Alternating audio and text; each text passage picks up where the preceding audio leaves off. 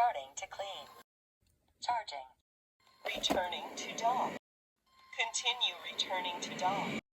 The mop is ready for washing. Press and hold the dock button to start washing. Starting to wash the mop. Stop washing the mop. Error 1. LiDAR turret or laser blocked. Check for obstruction and retry. Dustbin removed. Dustbin installed.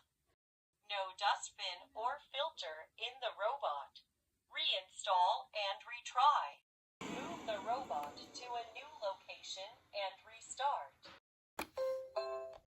Low battery. Recharge and try again. Low battery. Charging. Dustbin not installed. Reinstall dustbin with bag and retry. Error 39. Dirty tank error.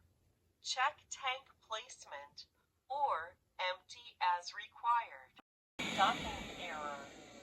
Clear obstacles around dock and clean charging contacts. Error 2. Bumper stuck.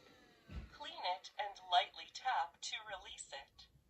Continue going to wash the mop. Turning off.